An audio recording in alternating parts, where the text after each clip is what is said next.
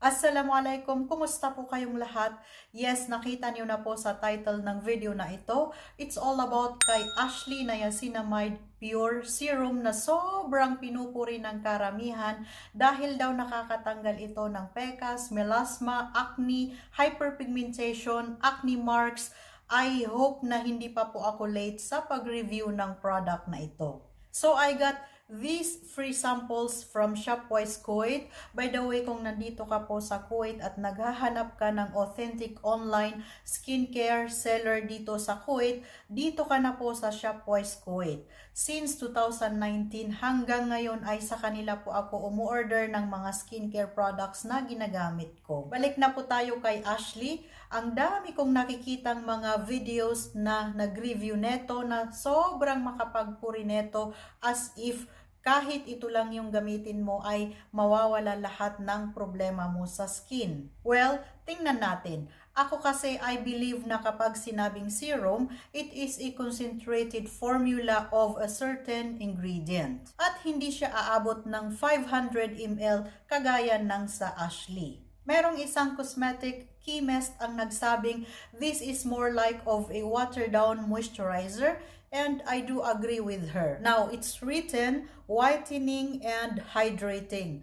Hydrating, yes, dahil meron itong sodium hyaluronate which is a derivative of hyaluronic acid. May mga moisturizers din ito kagaya ng glycerin, panthenol at castor oil. Now, it says whitens and lightens your skin for 21 days daw. Considering na sa mga ingredients neto, ang nakakatulong lang para mag-lighten ang skin ay ang niacinamide, I don't think na may resulta na agad sa 21 days. Guys, we have to remember na maganda po ang niacinamide, pero hindi lahat ay nakaka-tolerate neto. And above all, hindi kaya ni niacinamide na tanggalin ang inyong acne, pekas, hyperpigmentation, acne marks nang siya lang mag-isa. As I've said, maganda ang niacinamide. However, if you have targeted problems, gumamit po kayo ng concentrated niacinamide serum. Yes, yung medyo mataas ang concentration.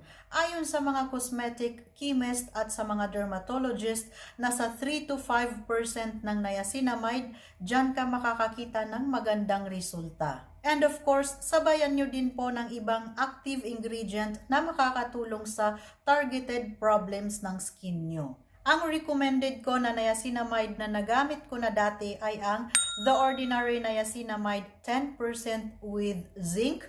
At sa ngayon, ito yung mga nagamit ko from Lux Organics. Ito ay meron siyang 10% niacinamide at meron ding isa pang Lux Organics. Ito ay meron siyang 4% niacinamide. I'm sorry, but this Ashley Niacinamide Pure Serum is a no for me. Meron din kasi itong irritating ingredient na kalaban ng aking skin, which is ang parfum, and as much as possible ay ayokong makita sa mga skincare ingredients list ang parabens na meron ang product na ito, which is ang methyl and propylparaben. By the way, FDA approved po ito, pero ganun pa man basta merong irritating ingredient ito ay maaari pa rin itong makairita ng ating skin. Meron din po akong sariling experience about niacinamide in which I'm gonna share with you on my next video, inshallah. So guys, if you are using this Ashley Niacinamide Serum at okay naman sa inyong skin, then please continue using it. But please watch your skin, lalo na ang inyong face. I hope may natutunan po kayo sa video na ito. Kung hindi ka pa po nakaka-subscribe dito sa aking channel, please subscribe simply by clicking that red subscribe button at huwag pong kalimutang pindutin ang bell button na yan para ma-notified po kayo tuwing meron akong bagong video. Maraming salamat po sa panunood. See you on my next video. Maasalama.